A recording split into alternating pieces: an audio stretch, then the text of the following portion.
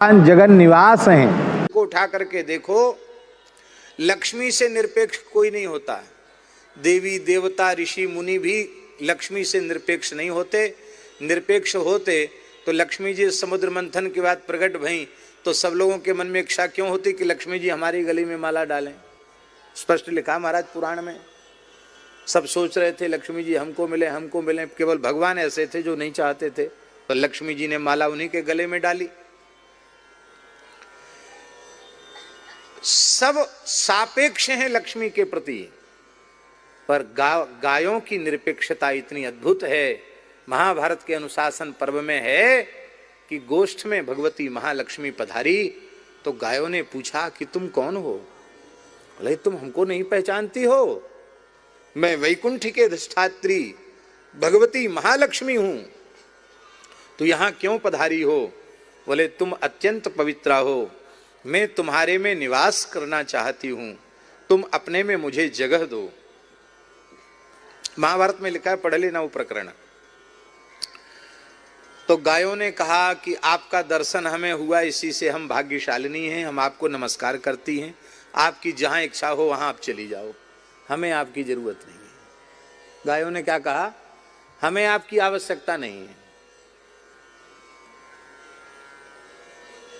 वहां लक्ष्मी जी ने कहा कि ये कहावत सत्य हो गई कि बिना बुलाए कहीं नहीं जाना चाहिए। बोले तुमने हमारी तपस्या नहीं की, कोई हमारे दर्शन की कामना नहीं की, और हम बिना बुलाए अपनी ओर से कृपा करके पहुंच गए, इसलिए स्वयं जाते परिभवः, स्वयं जाने पर परिभव होता है, पराजय अपमान होता है, तिरस्कार होता है। आज ये कहावत सच्ची हो गई। पर मैं जाऊंगी नहीं यहां से। क्यों नहीं जाओगी? बोले इसलिए नहीं जाऊंगी कि मुझे पता है भगवान नारायण तुमसे कितना प्रेम करते हैं। यदि तुमने हमें त्याग दिया तो वे भी हमें स्वीकार नहीं करेंगे। यदि तुमने हमको त्याग दिया तो भगवान भी हमें स्वीकार नहीं करेंगे। इसलिए हे गो माता, आप अपने में हमको जगह दो, हमारे में दोष तो बताओ, हमारे में दोष क्या है? तो वहां महाभारत में गायों ने कहा है, महाराज जी अध्रुवा चपला चत्वम, दो दोष हैं तुम्हारे में। एक अध्रुवा हो, बड़े बड़े खाकपति करोड़पति बन जाते हैं, और बड़े बड़े करोड़पति खाकपति बन जाते हैं। अध्रुवा हो।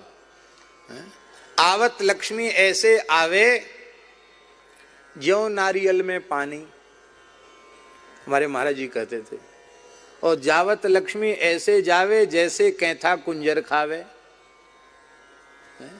हाथी कपित्थ का फल खाता है तो पूरा साबुत का साबुत फल उसके लीद से निकलता है, पर और कहीं से फूटा भी नहीं होता, उसमें छिद्र भी नहीं होता, पर उस फल को तोड़ो तो वो फल भीतर से खोखला होता है, उसमें कुछ नहीं निकलता है। ऐसी लक्ष्मी जी कहां चली गई वो ऐसे महाराज पता नहीं चलता। इसलिए जब तक आपके पास सामर्थ्य है तब तक अच्छे कार्यों में धन का विनियोग कर लो, कल क्या होगा कोई ठिकाना नहीं। और बुद्धिमानी का सच्चा फिक्स डिपॉजिट यही है। वो फिक्स डिपॉजिट काम आएगा कि नहीं आएगा भगवान जाने। भगवान करे युद्ध न छिड़े, कथनचित भयंकर युद्ध छिड़ जाए तो आपके फिक्स डिपॉजिट का क्या होगा? आप सब निकाल सकते हो क्या युद्ध के समय? उस समय आपातकाल में बैंकों में स्थित सारा धन सरकार का होता है, आपका एक पैसे पर अधिकार नहीं। पर यदि आपने दीन दुखियों की सेवा में, गौ ब्राह्मणों की, संतों की सेवा में, भूखे पीड़ित असहाय गोवंश की सेवा में अपनी पवित्र लक्ष्मी का विनियोग कर दिया तो महाराज जी ऐसा फिक्स डिपॉजिट है कि कितने जन्मों तक उसका ब्याज भी नहीं खा पाओगे तुम। कल महाराज जी ने एक बात बताई, पूज्य महंत जी महाराज ने, कि बड़ा भारी अकाल पड़ा सौराष्ट्र में, लगभग 3 वर्ष का अकाल, और पूज्य श्री नारायण दास जी महाराज ने कहा भाई देखो इनसे सेवा हम लोग लेते हैं, अब अवसर आया है तो इनके गायों को चारा हमको देना है। 3 वर्ष तक उनको चारा दिया, गोपालक गांव के लोगों को अन्न राशन आदि दिया, और यहां तक कह दिया कि हमको कर्ज भी करके करना पड़े तो हम कर्ज करके भी, जब तक पुनः दुर्भिक्ष की स्थिति समाप्त होकर के सुंदर सुवृष्टि और सुकाल नहीं आ जाता, तब तक हम सेवा करते रहेंगे।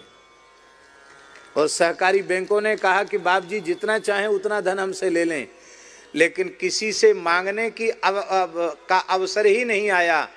कल जो खर्च करना है उसकी व्यवस्था आज ही श्री संतराम भगवान कृपा करके उसकी व्यवस्था एक दिन पूर्व ही हो जाती थी, और बाबा जी ने कुछ संग्रह परिग्रह नहीं रखा, लेकिन उन्मुक्त भाव से वो जो उन अकाल पीड़ित लोगों की सेवा की, गोवंश की सेवा की।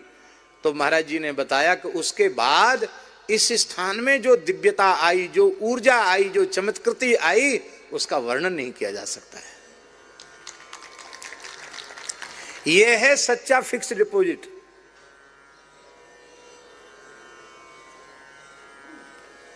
श्री वृंदावन बिहारी अध्रुवा चपुला चत्वम।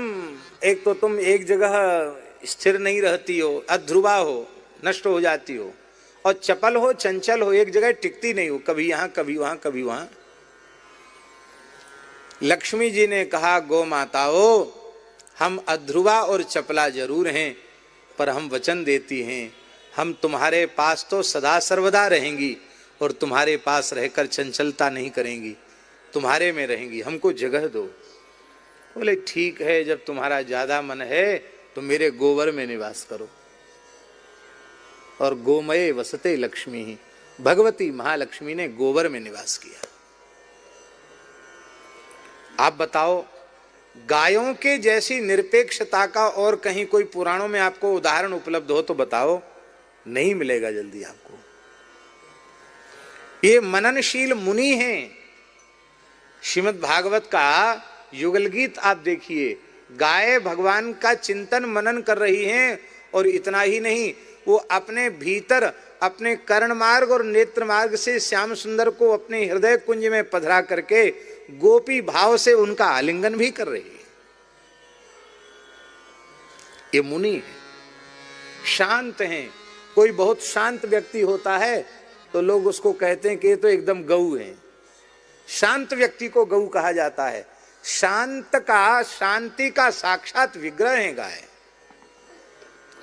निर्वैर है गाय, समदर्शी है गाय। इससे बड़ी समदर्शिता क्या होगी। महाराज जी, दुर्भाग्य की बात है कि लोग गाय का वध करते हैं। ये वध करने वाले लोग भी गोपालन करने लग जाएं तो क्या गाय अपना अमृत में दुग्ध इन्हें नहीं देगी? क्या अपने दूध, दही, घी, छाछ आदि से इनको उसको वंचित कर देगी क्या, कि इसने और इसके पूर्वजों ने तो हमारी हिंसा की थी, हम इसको अपना दूध नहीं देंगे? ऐसा है क्या? बधिक के प्रति भी करुणा करने वाली गाय, इससे बड़ी समदर्शिता क्या होगी। भगवान ने विचार किया ये संत परोपकारी होते हैं, और गाय के जैसा परोपकार और कोई प्राणी करता नहीं, इसलिए गाय ही संत हैं। मैं इन संतों के पीछे पीछे चलूं, जिससे इनकी चरण रज मेरे ऊपर पड़े, मैं पवित्र हो जाऊं। इसलिए छीत स्वामी जी ने कहा, आगे गाय पाछे गाय, हित गाय भूत गाय। आगे गाय पाछे गाय, हित गाय भूत गाय।